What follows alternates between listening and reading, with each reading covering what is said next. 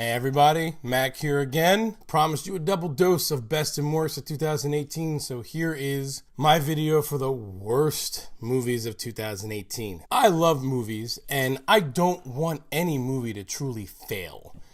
And it hurts when a movie does fail. Please keep in mind I'm not ridiculing filmmakers or anybody that's worked on any of these movies. I understand what an enormously difficult job it is to make a movie. But what I'm here for is to warn you guys to not watch these movies, because no matter how much work went into them, they ended up somewhere very misguided along the way. That's my disclaimer, but know that I do absolutely love movies, and no matter how many bad movies I see, I will never stop watching them. Before we get started, please don't forget to like, share, subscribe, click the bell so you're notified for every new video that comes up on my channel. Let's talk about the worst movies of 2018. So these are not ranked. I'm just letting you guys know. Now I'm going to start with my dishonorable mention.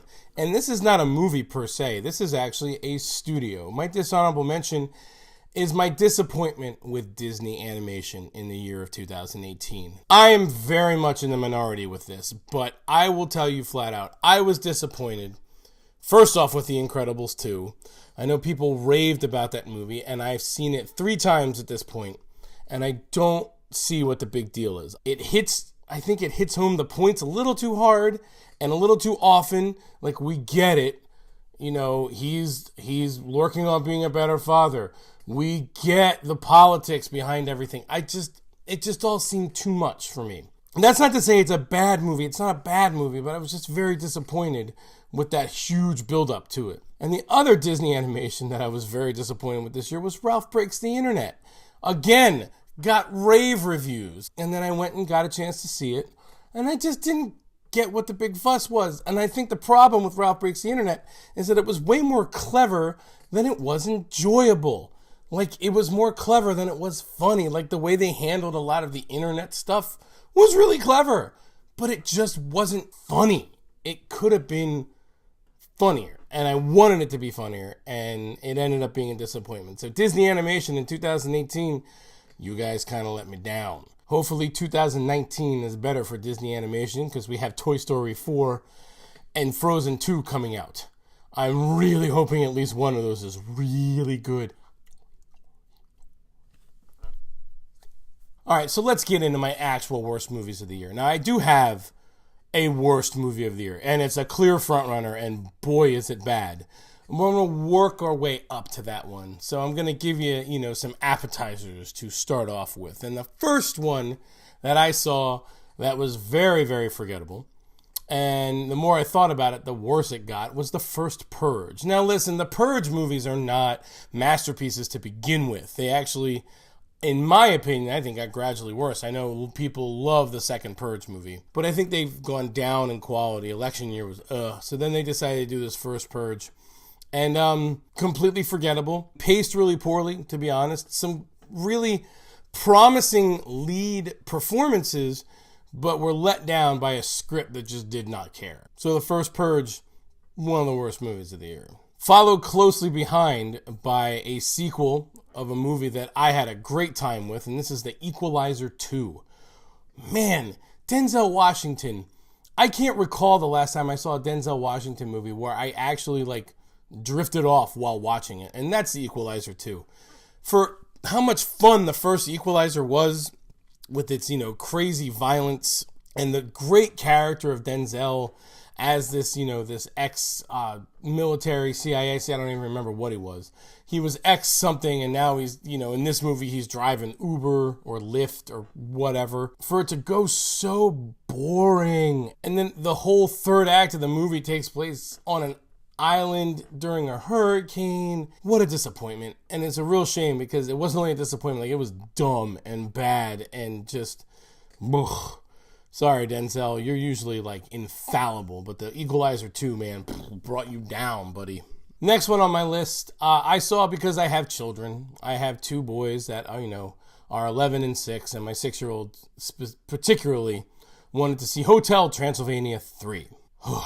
I don't dislike the first 2 Hotel Transylvania movies. I really don't. They're definitely made for kids because they are complete ADD in-your-face nightmares of movies. But this one just took that idea and jacked it up to 11. I can't believe, like, this movie never stopped. There was no room to breathe. And, like, some of it was entertaining, but, like, this is not the kind of stuff that, like, I want my kids to be watching. I want my kids to, like, take some stuff in and, like, you know, get some character development and dig that kind of thing. Like, my kids love E.T., and E.T. is a very deliberately paced movie, but they love figuring everything out, and they love the character development. This movie had none of that. And I don't like to see, if this is the way that kids' movies are going, it makes me sad. Because, whoo, no. So Hotel Transylvania 3, no way, man. It's actually funny because my other remaining movies, with the exception of the worst movie of the year, are actually movies aimed at families. I think another one of my biggest disappointments of the year was A Wrinkle in Time. The trailer was amazing for this movie, and the visuals just looked gorgeous. And I was like, oh my gosh, we're going to get a great adaptation of this great book. And we didn't. It ended up being a muddled mess because it shied away from a lot of the themes that made the book so edgy. And I think doing that really hurt it. The script was so all over the place, nobody really knew what to do. Should we play this scene as funny? Should we play this scene as dramatic? Ooh. The plus of it, though, is that it produced a really cool board game that's probably on discount, you know, wherever you go. So like A Wrinkle in Time board game's really cool, but the movie, sorry guys. So my next one, and this almost made the worst movie of the year. It was really close. It is The Nutcracker and the Four Realms. Man, what a mess this thing was. First off, the main character of the Nutcracker, he like is in the movie like for 20 minutes. You barely remember who he is. The story is so chopped up and like trying to elicit emotion from you. And it's so manipulative, but it doesn't even work to be manipulative. The performances are just, you know, nobody cares to be there. Keira Knightley, I don't know what she was doing in this movie. She was an absolute nightmare. Morgan Freeman, totally did it for the paycheck. Helen Mirren, totally did it for the paycheck. Everybody else was just acting weird, and they didn't really need to act weird. The coolest parts were when they showed the actually clips from the ballet, and Misty Copeland was dancing. That was 5 minutes of the movie. And the credits. I wish the whole movie would have been that, because this was an absolute mess. And I was really looking forward to this, as was my girlfriend. And we were absolutely let down by this just junk. Ugh. It's a real shame. So, Nutcracker, stay away. All right, now that brings me to what I believe to be the worst movie of 2018.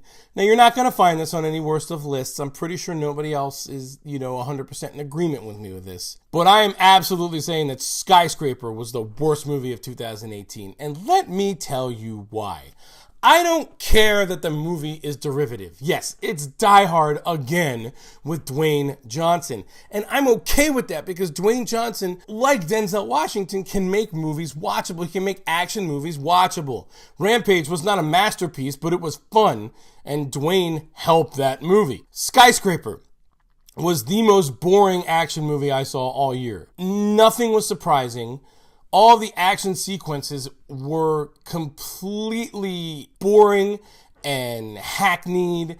Everything you've seen before. The direction was standard and ho-hum. The story, you know what the story is. Again, it's Die Hard, but it's Die Hard again. It was just bad. Like, I sat there the whole time squirming, wanting to leave, but knowing I paid my money, so I'm not gonna leave, but I really wanted to leave. It was bad. I really wanted to walk out. I mean, that's telling of this. And it wasn't, some people say, oh, to turn your brain off action movie. No, it wasn't. Even if you turn your brain off, you're still not going to get any enjoyment from this. You want to turn your brain off action movie? Go watch Rampage. That's completely brainless. This, oh boy, it was bad from start to finish. It was an absolute chore. So my vote for the worst movie of 2018 was freaking Skyscraper. Ugh. All right, guys, so that wraps up 2018 in movies for me. Once again, did I miss some of the movies you saw this year that you thought were really bad?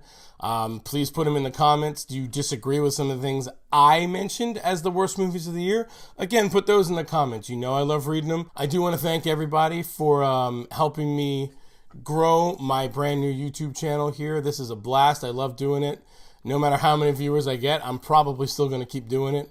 Hopefully on a more regular basis. I do apologize for that, but I want to thank you guys, and I hope you have a safe and happy new year and bring in 2019 with all the joy that it should be brought in with, and go enjoy some movies, if you will, okay? I'll see you guys soon, but until then, this is Max saying I'm out.